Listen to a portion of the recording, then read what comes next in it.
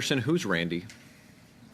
As I said in my opening remarks, I would be delighted to share that information with you in camera only, simply based on the turmoil that I have gone through in my personal life.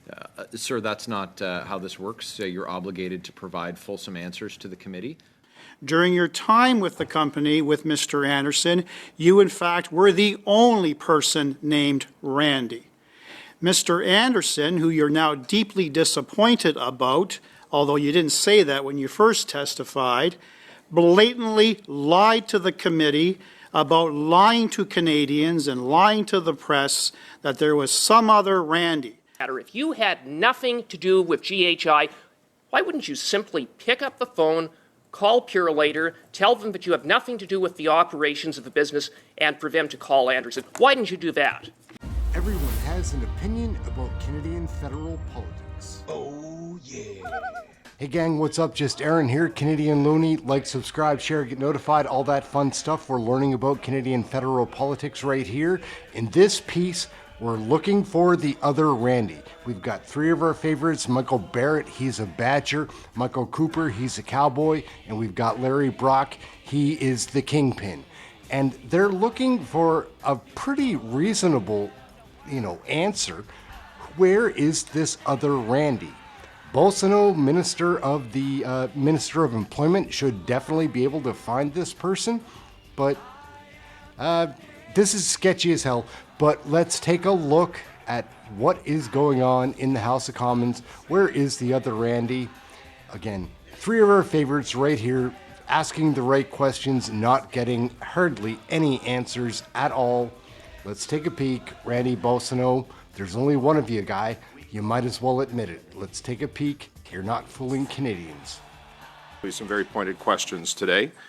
Secondly, I want to limit the disruptions as possible. And just a reminder to all committee members that any comments are to come through the chair.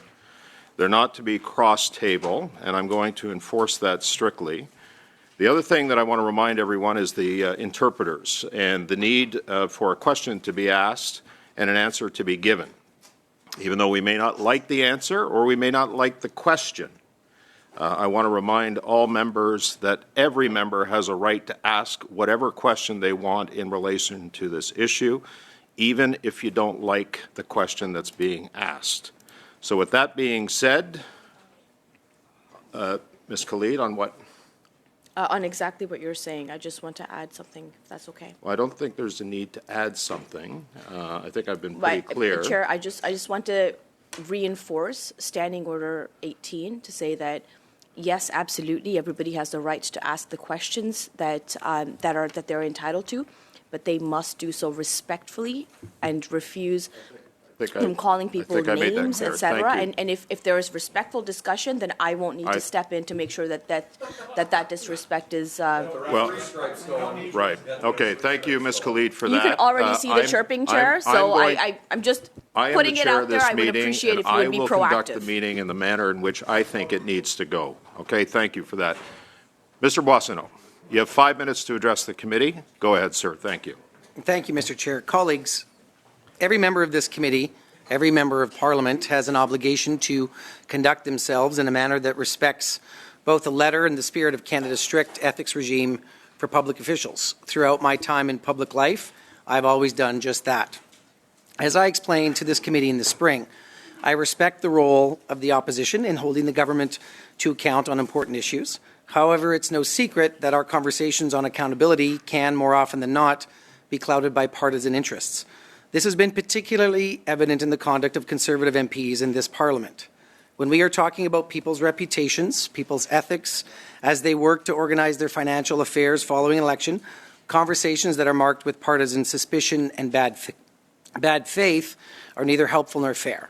To ensure that fairness, we have a non-partisan and independent ethics commissioner to advise us, to help ensure compliance with our legal obligations, and to adjudicate matters when concerns might be raised. With that in mind, I'm happy to inform this committee that the Ethics Commissioner has written to me and told me that he has completed his assessment, including the examination of my phone records. He has once again, for the third time, come to the conclusion there is no cause for concern, and he considers this matter closed. Ethics the office for reviewing the facts and the evidence and confirming to me once again that he sees no reason to believe the allegations made about me in the media and by Conservative MPs. Colleagues, the Commissioner has no reason to believe these allegations because those allegations simply aren't true. That said, I do recognize the distraction that this matter has become. I sincerely regret the partisan attacks. I'm disappointed by them and the allegations that have prompted and the effect they've had on my family and those around me. With the benefit of hindsight, I would not have gone into business with Mr. Anderson. And while it has had no impact whatsoever on my duties as a minister, and while I have always followed my ethical obligations, it is clear in hindsight that this is not an individual whose actions and choices I would want reflecting on me. Deep concerns following Mr. Anderson's testimony before this committee. Like all of you, I believe he has an obligation to be forthright with this committee about the facts of this matter, in particular because I know those facts would further confirm that I'm not involved. If Mr. Anderson was in fact intending to refer to someone else in the text messages he sent, he should give that person's name to this committee. If he was in fact using my name without my knowledge or permission, then he should tell that to this committee. I do not know which is the case, but I can say unequivocally that I absolutely did not take part in the conversations referenced. I sent no such messages to Mr. Anderson. I had no involvement with any dealings or business with the Gowie Group, and any suggestion to the contrary is not true. In the spirit of transparency, I have proactively sent my own records for September 6th and 7th to the clerk of the committee this morning, which I previously gave to the Ethics Commissioner at his request prior to his most recent letter to me on this matter. I trust that this will further illustrate the simple truth. Whatever happened here, I was not involved, and I invite the members here to review those records for themselves. Once again, I thank the Ethics Commissioner for impartially reviewing the evidence and confirming this for a third time. Let's have a conversation about the facts. Let's move beyond the baseless accusations and innuendo, and then let's all get back to work delivering for Canadians. Thank you, Mr. Chair. Okay, thank you, Mr. Boissonnault. And just for the benefit of the committee, we did receive that information at 1:08 this afternoon. It has not been sent out to translation, or it has been. It will come back. It's translated, and then we'll certainly share that with the committee when it does come back. Again, just a reminder to everyone to be mindful of our interpreters. Members have time to ask questions. Minister, you have time to respond. I don't want to be in a position where I have to referee and get in the middle of the questioning. Ask the question, answer it, and let's go. Go ahead, sir. Thank you, Mr. Chair. May I ask that, in keeping with the spirit of disruptions, that if there is points of order, that the point of order be stated in advance of the intervention? Yes. Yeah, okay. thank you. It's a fair ask. Mr. Barrett, go ahead for 6 minutes, please. Mr. Boissonnault, who's Randy? Mr. Barrett, could you clarify your question? There are a series of text messages from your discredited business partner, Mr. Anderson. Those messages refer to Randy. That's you, right? It is not. And in fact, as I indicated in my opening statement, I've turned over my phone records to the Ethics Commissioner and now to this committee. And as you will see, they show none of the text messages that have been reported on by Global News. The messages that I turned over were across all platforms, Mr. Barrett, across all the telephones that I have. And the Commissioner of Ethics has come to the conclusion that I am not that Randy. Where were you on September the 6th? So let's walk through a timeline which I think will be helpful. You had the same amount of time to answer.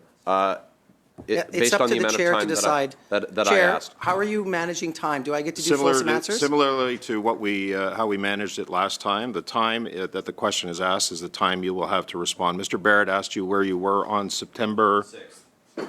Answer the question. 2022. I was in Edmonton and I traveled to Vancouver in the morning. Were you at the Liberal Cabinet retreat? I arrived in the morning, Vancouver time. The Cabinet retreat started in the evening of September 6th. Okay. And you spoke on the phone that day to your business partner, Stephen Anderson, correct? Mr. Chair, I have a timeline that I would like to share with this committee that will answer Mr. Barrett's question fully. There was a It's a- 1-minute it's a- phone call. it's a yes that or no followed question. a text that I received did from you- Pure Relator asking for an account to be settled. I texted Mr. Anderson. He called me back. We had a 1-minute phone call about this issue, so and you then I called- sent the text to him. I didn't. So you called and texted Mr. Anderson No, that day, yes I did or not no? call him. He called me. Okay. I texted him to let him know You that I spoke to had him an on the account. telephone that day? Go ahead, Mr. Barrett. Okay. So we've established that you spoke to him on the phone and you exchanged text messages with him on the date of September 6th. So I want to refer you to a statement from your staff in regard to this matter that said that it wouldn't have been possible on the 8th of September because you were at a cabinet retreat in Vancouver and had no access to any electronic devices on the 8th. But you were also at a cabinet retreat on the 6th of September of 2022. And of course you had access to your devices that day, as you did on the 8th. Is that not true? That is not true. During the 7th and 8th, during cabinet meetings during the day, our devices are locked up in lock boxes. On the 6th, there were no cabinet meetings during the day. And I can tell you the time, Mr. Barrett. The time that I got the voicemail to Is on the transcription 8th. was Did you have a- 11:28 a.m. On the The 6th? conversation with Mr. On the Anderson 6th took and the place at 8th. 11:29 Barrett, and Ask your lasted for 1 question, minute. please. On the 6th and the 8th, did you have access to electronic devices during the day at all? On the 7th or the 8th? On the 6th or the 8th, did you at any time have access to your electronic devices, yes or no? I had access to my electronic devices when I was not in confidential cabinet meetings, yes. So you're in Vancouver on the phone with your discredited business partner, Stephen Anderson. We have text messages from Mr. Anderson to a client that your company ripped off. And those text messages say, I have Randy and them I need to update, asking, as West Coast is closing in 7 minutes, you were on the West Coast, and Randy is in Vancouver. Well, you're Randy that was on the West Coast in Vancouver, isn't that right? So, Mr. Barrett, let me refer you to the Commissioner of Ethics letter from June 25th, when he stated very clearly, other than the name Randy being used in text messages from Mr. Anderson to Malvina Gowie, messages with according to the published excerpts were neither addressed nor copied to you. I do not have any information before me to support the allegation that you were involved in managing or operating GHI. So you expect Canadians to believe that the Randy referred to in these texts 9 times is anyone else but you, that the Randy who is in Vancouver and who needs to be updated on the money transfer is anyone else but you, and you admit to speaking to your business partner on the phone. Why don't you just admit that you're the Randy that he's talking about? So the person in question was no longer my business partner. I was simply a shareholder of the company. I had no operational role in that company. And because Pure Relator was looking to settle an account, they had my number still in their logbook. They reached out to me. They could not contact GHI. I informed Mr. Anderson of that fact. He called me. I informed him that I would send him the text, which I did, and the conversation ended there. So we and have the a texts year. are with the So we have Commissioner a and with this year committee. after Mr. Barrett. you claim to have been done being involved in the operations of this business. You're expecting us to believe that you are dealing with your business partner on accounts payable, but you're not dealing with him on accounts receivable. That, of course, is far too incredible for anyone to believe. Have you ever been given money from Mr. Anderson since 2021 to either from his personal account, from his personal bank accounts, or from any bank accounts of people that he is connected with? Because, Minister, I've got to say, where there's smoke, there's fire. No, Mr. Barrett, you're simply mistaken. Pure Relator reached out to me because they had my number on an old Received the logbook. money. The question is about the money. Have you You received had several money? questions in your statement, and you had a long time. So am I able to answer with the time that he used, Mr. Chair? I'm going to give you a couple of extra seconds. Go ahead, please. Thank you very much. So, look, I was very clear that I earned no income from GHI after I stopped working for the company when I was elected. There was one end of or a wrap-up for 2021 payment that came to me to wrap up the 2021 business, but those monies came from GHI. Thank you. Ms. Shanahan, go ahead. Going to go to Mr. Cooper for 5. Go ahead, sir. Thank you very much, Mr. Chair. Minister BOISSONNAULT, when you last appeared before this committee had text messages referencing a Randy from September 8th. You said the Randy referenced in those text messages was not you. And your office even put out a statement saying that you were in Vancouver and had no access to electronic devices, and that you had made no phone calls during the time frame in question on September 8th. Since you appeared before committee, we now have a new tranche of text messages from September 6th that reference Randy in Vancouver. You, Randy, through you, Mr. Chair, were in Vancouver, and now you tell the committee that you did talk to Anderson. You did text Anderson. You didn't say that before. You left this committee with the impression that you had no communications with Anderson, and now you say that? I would submit, Mr. Boissonnault, through you, Mr. Chair, that that is a material omission. It is a material misrepresentation. Why didn't you tell the full truth the last time you appeared before the committee? Why are we only finding out about this now? Is it because you need a new cover story? Minister? I reject the ending of your question, Mr. Cooper, emphatically. Look, the testimony that I gave at this committee when I was last here was about September 8th, and then after summer testimony, I proactively provided my text messages to the Commissioner of Ethics. And Mr. Cooper, I don't have data in my phone that indicates who I texted over 2 years ago. Mr. Chair, I get more time. You had a choice. I do believe I get more time. You had a choice to come to this committee and be forthcoming. Hang on, Mr. Cooper. I'm going to give you a couple more seconds to respond. Members do have the right to reclaim their time as well, and I'm trying to be as fair as I can. Minister, please go ahead. So, Mr. Cooper, in the morning of September 6th, as I indicated, I got a text message from PIERRE. I indicated that to Mr. Anderson. He called me. We had a 1-minute phone call. You had a choice. I sent him the to text. disclose Point of order, that Mr. to Chair. committee, Mr. Cooper. and you didn't do so. I'm going to Mr. Cooper. Go ahead, Mr. But I You have a didn't point of do order, so. Mr. Chair. Very conveniently. Hang on. Point of order, Mr. Fisher. As Mr. Green had recommended, Standing Order 16-2, interrupting the witness. Okay, I listened to Mr. Green's questioning, and there were several times where he did reclaim his time in advance of the minister responding. And so I'm going to ask that, Mr. Cooper, we give ample time for the question. I know you had a long preamble. The question was there. You have the floor, sir. Go ahead, ask your question. Mr. Chair, the minister had a choice to come here and be forthcoming. He didn't do so. He misrepresented this committee by omission. And I've got to ask you, you said you had nothing to do with the operations of GHI, and now you admit, in fact, you did. The paying of a bill, that is an operational matter. If you had nothing to do with GHI, why wouldn't you simply pick up the phone, call PIERRE later, tell them that you have nothing to do with the operations of the business, and for them to call Anderson? Why didn't you do that? Minister? That is a really great question, and the answer is I did 3 times.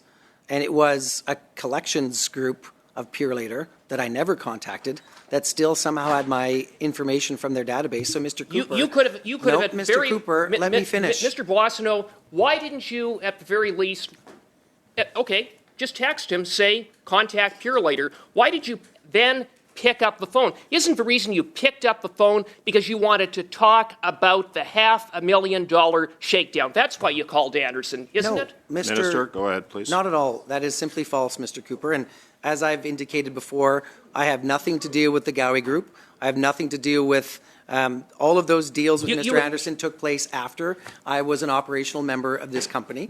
And I did text Mr. Anderson. He responded to me by telephone. I indicated to him that this bill was there and he should take care of it because I didn't want further text messages from Minister Boissonnault, no one believes you. And after you materially misled this committee by leaving out a material fact, you've lost any benefit of the doubt. 9, you have yet to explain how there are 9 text messages referencing Randy when the only Randy at GHI ever was you. You had a 50% interest. You have a text message placing you in Vancouver. You were in Vancouver. You've now admitted that on that very day you spoke and texted with none other than Anderson, which you weren't forthcoming about until you had now no choice because you want to cover your butt. And so, very simply, Minister Boissonnault, do you think Canadians are stupid? Everyone knows it's you. The Randy in the text messages, the Randy in the $500,000 shakedown is you, and you, sir, have lacked the character and judgment to serve in cabinet. If you had any integrity, Point of order. you would resign. Point of order. Point of order. Okay, thank you. Minister Boissonnault, I'm going to give you some time to respond quickly, if you don't mind. Sure, I will go quickly. As quick as Mr. possible, Cooper, please. if the allegations that you just threw at me were true, the Ethics Commissioner would have seen in an exhaustive evaluation of all the text messages on all of the telephones that I have on all platforms that those text messages existed. They do not. I am not the Randy in question. The Ethics you. Commissioner has said so, and he considers No this one matter believes closed. you. Thank you, thank you. Mr. Baines, you have 5 minutes. Go ahead. All right, we've got a 5-minute round for, I believe Mr. Barrett's going to start, and then we're going to go over to Mr. Brock. So 5 minutes, Mr. Barrett. Go ahead, please, sir. I have an official document from the Government of Alberta dated March 28, 2020. It's 2 days before you incorporated Global Health Imports officially entering into business with Stephen Anderson. It shows Stephen Anderson listed 7 vehicles as collateral, 5 2019 Land Rovers and 2 2019 Porsches, totaling about $1 million. Yes or no, did you know about this? Not. So you were unaware that your business partner posted 7 high-end luxury vehicles as collateral. That's your story? I didn't review that as part of the filings of the company. It was his decision to put collateral. I didn't have any collateral up in my particular. Are you currently driving any of the Land Rovers or Porsches? I am not. Okay. Well, I'm quite sure that no one believes you, other Randy. Mr. Chair, Mr. Brock. Okay, Mr. Barrett, I'm going to suggest that that was not appropriate. I'm going to go to Mr. Barrett. Thank you. Or Mr. Brock, go ahead. Minister, despite your best efforts, this story is not going away anytime soon. The cloud of suspicion will hang over you until the next election, after which time you'd be looking for a new job. Let's take a look at the facts. Galway Group knew of only one Randy, and that Randy was a minister of the Canadian government. That's yourself. At all material times prior to your election, you were in a 50-50 partnership with Anderson. During your time with the company with Mr. Anderson, you in fact were the only person named Randy.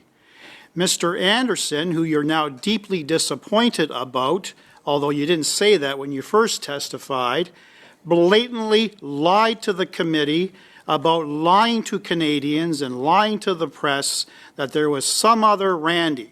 He also promised this committee to provide us with details as to who the other Randy is, and surprise, surprise, Minister, he couldn't, because by doing so, he would identify yourself.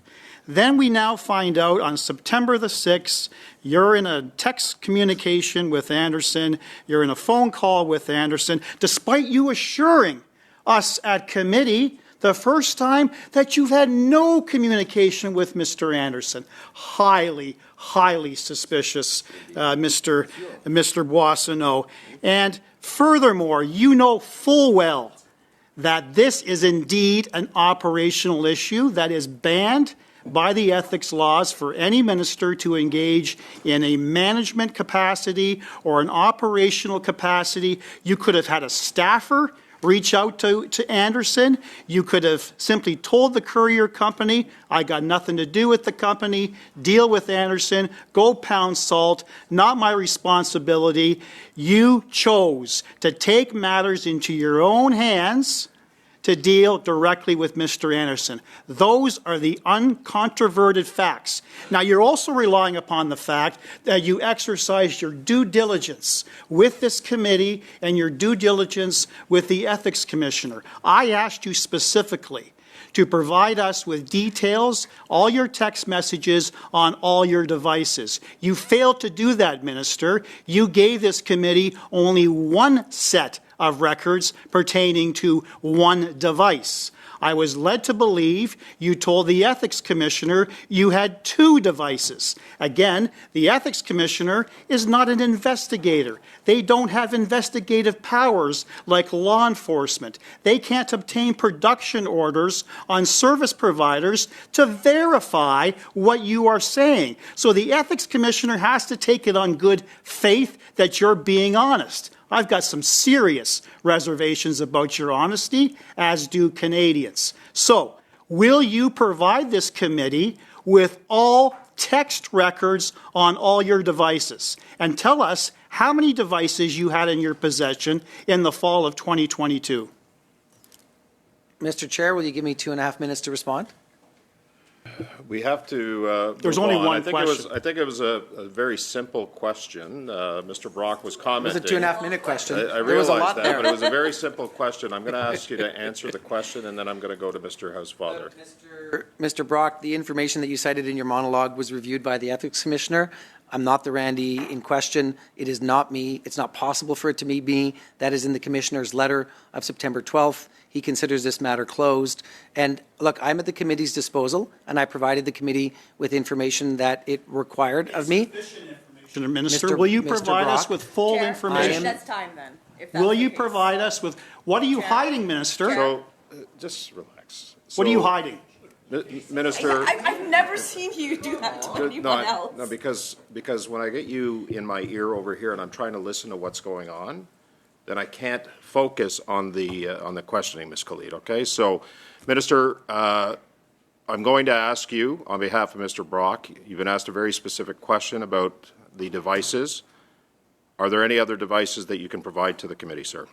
No, Mr. Chair, because I provided all text messages across all devices for the dates in question, across all platforms, as asked by the committee. Mr. Housefather for 5 minutes. Point Go of ahead, order please. before we go to Mr. Housefather. On your Mr. point of Chair. order, go ahead.